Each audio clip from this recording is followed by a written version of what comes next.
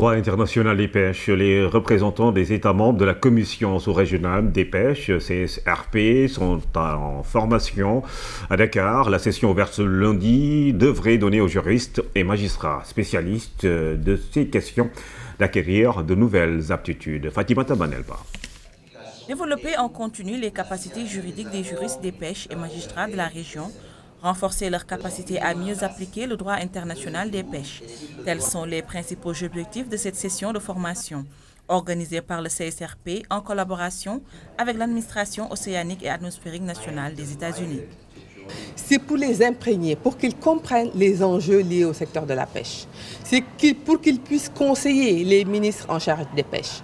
C'est pour qu'ils puissent modifier, réviser, amender les législations nationales en fonction du contexte international. Parce que, comme je disais tout à l'heure, c'est un contexte qui est très, très évolutif.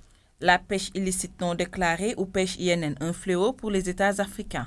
Cette pêche cause d'importants dégâts, raison pour laquelle le Sénégal a déjà opté pour le durcissement des peines en matière de pêche INN.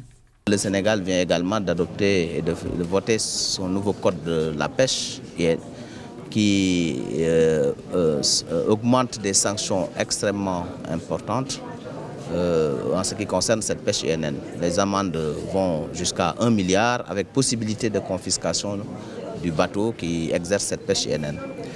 Le Sénégal subit de plein fouet cette pêche INN qui nous fait perdre, selon les statistiques des spécialistes, plus de 150 milliards par an. Vous savez, cette commission sous-régionale des pêches qui est composée de 7 États membres qui vont de la Mauritanie jusqu'en Sierra Leone. Et ici, nous avons la participation du Ghana et du Libéria parce que c'est des États avec qui nous coopérons dans le cadre de la lutte contre la pêche illicite, non déclarée, non réglementée. En fait, nous collaborons dans le cadre de la pêche non autorisée.